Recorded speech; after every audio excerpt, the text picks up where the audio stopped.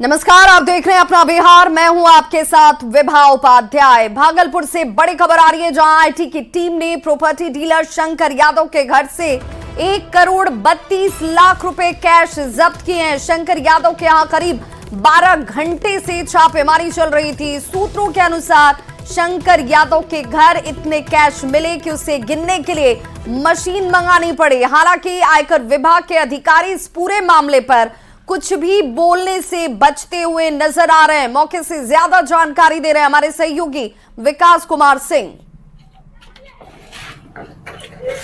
बीते 12 घंटे से भागलपुर में आयकर विभाग की छापेमारी जारी है। आय से अधिक संपत्ति मामले में आयकर विभाग की टीम भागलपुर के बरारी थाना क्षेत्र के हाउसिंग बोर्ड कॉलोनी में शंकर यादव के घर पर छापेमारी कर रही है। सूत्रों की माने तो शंकर यादव के घर से काफी संख्या में जो कैश है वो बरामद किए गए हैं, जिसकी गिनती मशीन के जरिए की जा रही है। शंकर यादव जो कि प्रॉपर्टी डीलर हैं और जमीन खरीद बिक्री का काम करते हैं और साथ ही शहर के कई जगहों पर उनका ट्रैक्टर का शोरूम है। आयकर विभाग की टीम को यह सूचना मिली थी कि शंकर यादव के घर पर जो कैश है वो है और आय से अधिक संपत्ति उन्होंने अर्जित कर रखा है। तस्वीरों में आप साफ तौर पर देख सकते हैं कि किस तरह से जो आयकर विभाग की गाड़ी है वो यहाँ पर लगी हुई है और साथ ही काफी संख्या में यहाँ पर पुलिस जवानों को भी नियुक्त किया गया है। आयकर विभाग की टीम लगातार 12 घंटे से शंकर यादव के घर पर छापेमारी कर रही है और सूत्रों की माने तो काफी संख्या में यहाँ पर कैश मिले हैं, जिसकी गिनती मशीन के जरिए की जा रही है। विकास कुमार सिंह, न्यूज़ 18 भागलपुर। तो भागलपुर से बड़ी खबर, जहां पर प्रॉपर्टी डीलर के घर पर छापेमारी के इस मामले में झारखंड से भागलपुर पहुंची हुई है एनआईए की टीम। प्रॉपर्टी डीलर के घर पर ये छापेमारी का मामला गैंगस्टर अमन साहू गिरोह से जुड़े हुए तार बताए जा रहे हैं। अमन साहू का पैसा भागलपुर में खपाया जाता था। प्रॉपर्टी डीलर शंकर यादव के घर से कैश की बरामदगी तक हुई है। अब तक 1,32,00,000 रुपए कैश की बरामदगी की बात सामने आ रही है। 12 घंटे से ज्यादा वक्त जब आयकर विभाग की टीम जो है इस छापेमारी को अंजाम देती हुई शंकर यादव को गिरफ्तार भी कर सकती है एनआईए की टीम। जो बड़ी जानकारी इस वक्त सामने आ रही है, हमारे सहयोगी विकास कुमार सिंह इस वक्त ज्यादा जानकारी के साथ हमारे साथ भागलपुर से जुड़ चुके हैं फोन लाइन पर। विकास, क्या जानकारी सामने आ रही है? क्या ये मानकर चलें कि इस वक्त इस पूरे जांच की जो दायरा है अब वो आगे और बढ़ेगा, क्योंकि इस मामले में अब सीधे तौर पर झारखंड से भी तार जुड़ रहे हैं? जी विभा, मैं आपको बता दूं कि सुबह से ही जो टीम है वो छापेमारी कर रही है। शुरुआती दौर में पहले तो यह पता चला कि यह आयकर विभाग की टीम है, लेकिन जैसे जैसे यह कार्रवाई आगे बढ़ती जा रही है, तकरीबन 12 घंटे से ज्यादा का वक्त हो चुका है और अब तक ये जो छापेमारी है वो जारी है। एनआईए की टीम छापेमारी कर रही है और बताया जा रहा है, सूत्रों की माने तो यह तार अब झारखंड से जुड़ता हुआ जा रहा है। झारखंड रांची का गैंगस्टर अमन साहू का पैसा भागलपुर में प्रॉपर्टी डीलर शंकर यादव खपाता था और जिसकी सूचना एनआईए की टीम को मिली और एनआईए की टीम भागलपुर पहुंचकर छापेमारी की जा रही है। सूत्रों की माने तो अब तक 1,32,00,000 कैश शंकर यादव के घर से बरामद हुए हैं और अभी भी जो गिनती है वो जारी है। क्या शंकर यादव को गिरफ्तार भी कर सकती है एनआईए की टीम? जी जी जी, अभी तक एनआईए की जो टीम है वो कोई अधिकारी कुछ भी बताने से परहेज कर रहे हैं इस पूरे मामले पर, लेकिन जो जिस तरह से यह अब कार्रवाई आगे बढ़ रही है तो कहीं ना कहीं अब शंकर यादव को एनआईए की टीम गिरफ्तार करके झारखंड रांची लेकर जा सकती है। बहुत बहुत शुक्रिया विकास इस तमाम जानकारी के लिए। तो ये एक्सक्लूसिव तस्वीर इस वक्त आपके टीवी स्क्रीन पर, जहां पर तकरीबन 12 घंटे से ये जांच एनआईए की टीम की तरफ से की जा रही थी। गैंगस्टर अमन साहू के साथ ये पूरे जांच का दायरा जो है वो जुड़ता हुआ, जिसमें बताया जा रहा है कि गैंगस्टर अमन साहू का पैसा जो है ये प्रॉपर्टी डीलर खपाने का काम करता था। 1 करोड़ से ज्यादा के कैश की बरामदगी की बात भी सामने आती हुई। बिहार के मुख्यमंत्री नीतीश कुमार दिल्ली से पटना लौट आए हैं। पटना पहुंचने पर उन्होंने कहा कि दिल्ली में सभी नेताओं से मुलाकात हुई और अच्छी बातचीत हुई। वहीं 12 फरवरी को होने वाले फ्लोर टेस्ट पर उन्होंने कहा कि चिंता मत कीजिए, सब कुछ ठीक है। वे बिहार में विकास के लिए लगातार काम कर रहे हैं। साथ ही ये भी कहा गया कि अब वो कहीं नहीं जाएंगे, परमानेंट यहीं रहने वाले हैं, यानी एनडीए छोड़कर अब नीतीश कुमार कहीं नहीं जाएंगे।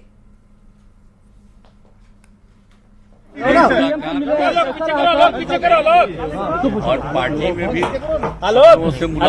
कैमरा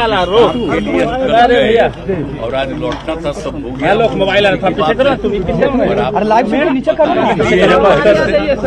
अरे पहले जहाँ थे, अरे भैया लेकिन अब नीचे कर रहे हैं। दरी हो गए हैं, अब सब दिन के लिए परमानेंट दर ही रहेंगे, इसलिए बहुत अच्छी बात नहीं होगा, नीचे करके चिंता मत हटाना। बिहार के विकास का तो कर ही न रहे 5 से काम, तब से लेकर के लगातार काम हो ही रहा है, तो उसमें कोई चिंता की आपको जरूरत नहीं।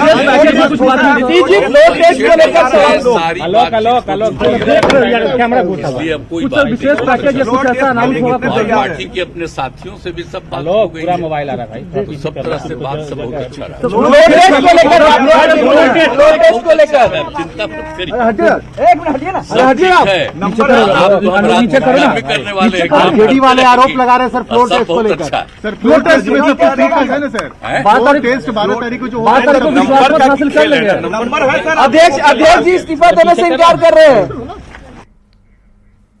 तो आरजेडी विधायक भाई वीरेंद्र ने भी दावा किया है कि 12 फरवरी को बिहार में कुछ बड़ा होगा। भाई वीरेंद्र का कहना है कि पर्दे में रहने दो, पर्दा न हटाओ, पर्दा 12 फरवरी को ही उठेगा। वहीं आरजेडी प्रवक्ता शक्ति यादव का यह भी कहना है कि जो साथ आना चाहेंगे उनका स्वागत है।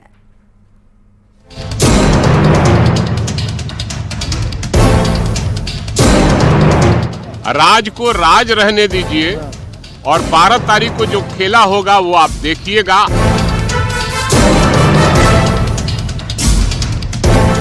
जो लोकतंत्र के मंदिर को, लोकतांत्रिक प्रणाली को, संसदीय व्यवस्था को बचाने के लिए कदम बढ़ाएंगे, तो हर का स्वागत होगा।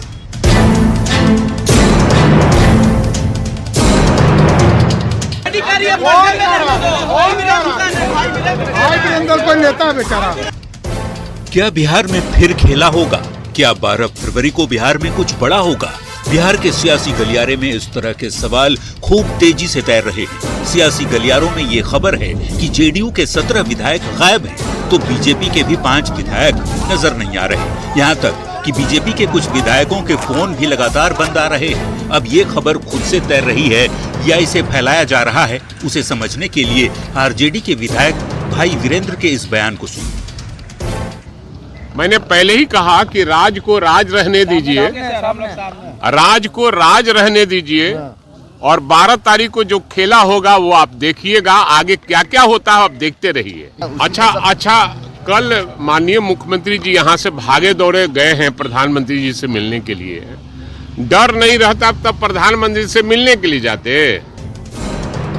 सुना आपने, आरजेडी विधायक भाई वीरेंद्र का कहना है कि जेडीयू विधायकों में अपनी ही सरकार के खिलाफ अविश्वास है। जल्द ही पूरी तस्वीर साफ होगी, लेकिन अभी पर्दे में रहने दो, पर्दा न उठा। आरजेडी प्रवक्ता शक्ति यादव भाई वीरेंद्र की तरह 12 फरवरी को खेला होने की बात तो नहीं कहते, पर ये जरूर कह रहे हैं कि जो साथ आना चाहेंगे उनका स्वागत है। वो हर लोग जो लोकतंत्र के मंदिर को, लोकतांत्रिक प्रणाली को, संसदीय व्यवस्था को बचाने के लिए कदम बढ़ाएंगे, वो हर का स्वागत होगा। आरजेडी की ओर से 12 फरवरी को बड़ा खेला वाले बयान पर डिप्टी सीएम सम्राट चौधरी ने जोरदार पलटवार किया है। सम्राट चौधरी कहते हैं कि भाई वीरेंद्र की बात पर क्या बोले, वे तो खुद बेचारे हैं। मुंह से बोली निकल रहा है, पिछले एक सप्ताह से आरजेडी की बोली कहाँ निकल रही है? ये सब नंगा निर्दयी लोगों ने किया है, सबकी फाइल खोलवाया जाए। अब 12 फरवरी को क्या होगा, कौन खेला करेगा और किसके साथ सियासी खेला हो जाएगा, ये तो विधानसभा के फ्लोर पर ही पता चलेगा। फिलहाल समझने वाली बात यह है कि चुनाव नजदीक है और राजनीतिक दलों के नेता बहुत तेजी से सियासी चाल चलने लगे हैं। Bureau report, news 18। तो बिहार में एनडीए की सरकार बनने के बाद बीजेपी खेमे में सबसे ज्यादा उत्साह देखा जा रहा है और इसी को लेकर पटना में बीजेपी की ओर से धन्यवाद, सम्मान और संकल्प समारोह का आयोजन किया गया। पटना के श्री कृष्ण मेमोरियल हॉल में आयोजित समारोह में, जहां डिप्टी सीएम विजय सिन्हा ने बिहार की सत्ता को कांटों भरा ताज बता दिया और जनता की उम्मीदों पर खरा उतरने का संकल्प लिया। वहीं डिप्टी सीएम सम्राट चौधरी ने एक बार फिर से कहा कि एनडीए में हम जरूर हैं, लेकिन एक दिन बिहार में बीजेपी की सरकार जरूर बनाएंगे। इतना ही नहीं, सम्राट चौधरी ने कहा कि उनका मुख्यमंत्री नीतीश कुमार से 3 कमिटमेंट साफ है। बालू माफिया, शराब माफिया और जमीन माफिया को बिहार से खत्म करना है। ताज है और इस ताज में चुनौती बहुत है। बिहार के अंदर बहुत बड़ा बदलाव की जरूरत है। वह बदलाव एनडीए सरकार मिलकर के फिर से सुशासन स्थापित करने का, भ्रष्टाचार मुक्त प्रशासन बनाने का, सामाजिक सद्भाव पैदा करने का और हमारे पंडित दीनदयाल उपाध्याय का वो कथन जो अंतिम पंक्ति में बैठा व्यक्ति तक विकास के प्रकाश की रोशनी पहुंच जाए, तब मेरा सफलता होगा, तब मेरा ध्येय पूरा होगा। और वह काम देश के प्रधानमंत्री नरेंद्र मोदी जी कर रहे हैं। सभी लोग की इच्छा थी कि भाजपा का श्रेष्ठ सरकार बने, इसमें कहीं दो मत नहीं। लेकिन मैंने स्पष्ट तौर पर कहा है कि आज हम एनडीए में काम कर रहे हैं, ईमानदारी से एनडीए की सरकार चलाएंगे, लेकिन संकल्प हमारा स्पष्ट है, हम एक दिन भाजपा की भी बिहार में सरकार बनाएंगे, इससे कभी पीछे नहीं हटेंगे। लेकिन जब तक हमारा गठबंधन है, हम गठबंधन के साथ खड़े हैं साथी। और हम लोगों ने मुख्यमंत्री जी से साफ तौर पर कहा कि हमारा 3 कमिटमेंट है जनता के बीच में। ये जो बालू माफिया, शराब माफिया और जमीन माफिया है, इसको हर हालत में समाप्त करना है और बिहार में माफिया राज नहीं चलने देना है। तो बिहार से माफिया राज को खत्म करने के सम्राट चौधरी के बयान पर राजनीतिक प्रतिक्रिया का दौर भी अब तेज हो चुका है। सम्राट चौधरी के बयान पर जेडीयू के प्रवक्ता अभिषेक झा ने कहा कि हमारा गठबंधन किसी के भी साथ रहा है। सीएम नीतीश कुमार ने न्याय के साथ विकास के एजेंडे पर ही काम किया है और पहले भी किसी माफिया का मनोबल नहीं बढ़ने दिया गया। तो आरजेडी ने बीजेपी और जेडीयू पर निशाना साधा और आरोप लगा दिया कि बीजेपी ही माफिया राज कायम करती है। यही है कि नीतीश कुमार जी जब भी जिस भी गठबंधन में रहे हैं, वोट प्रतिशत के हिसाब से या चुनाव में नतीजों के हिसाब से हमेशा वही गठबंधन भारी रहा है। वर्तमान परिस्थिति यह है कि हम लोग एनडीए में मजबूती के साथ हैं, आगे भी रहेंगे। बिहार के सरकार के मुखिया नीतीश कुमार जी और न्याय के साथ विकास के एजेंडे पर काम हो रहा है। अपने साथियों के साथ साथ हम बिहार के लोगों को विश्वास दिलाते हैं कि जिस तरह पहले किसी भी माफिया का मनोबल नहीं बढ़ने दिया गया है, आगे भी शराब माफिया हो, भू माफिया हो या बालू माफिया हो, इनके मनोबल को कभी बढ़ने नहीं दिया जाएगा। उचित कार्रवाई हमेशा होगी। बीजेपी जेडीयू ने सत्ता के लिए हाथ तो मिला लिया, लेकिन दिल और मन नहीं मिले हैं। अब खेल शुरू हो गया। साफ नेवले का बीजेपी कह रही है अपने दम पर सरकार बनाएंगे, तो जेडीयू को समाप्त करेगी। अब जहां तक बालू माफिया, शराब माफिया पर कार्रवाई की बात है, तो तेजस्वी यादव जी ने डिप्टी सीएम जब बने सरकार में आए तो बालू माफिया, शराब माफिया पर कार्रवाई हुई सबसे ज्यादा। यहाँ तो बीजेपी तो एनडीए तो माफिया राज कायम कर रही है।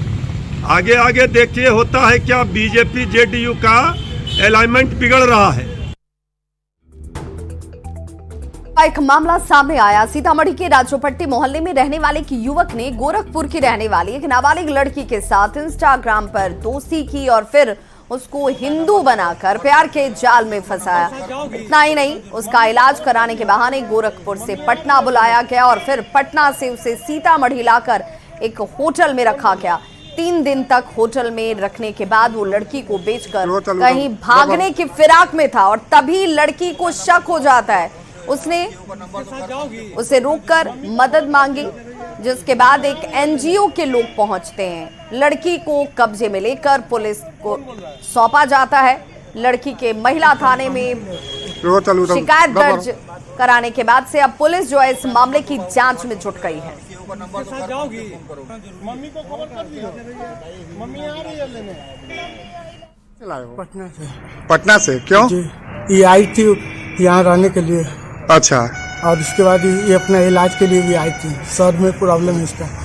तो तुम क्यों इसको लाए थे? मतलब प्यार उगार के जाल में फंसा के लाए थे? इसकी मम्मी बोली थी। इसकी मम्मी बोली थी?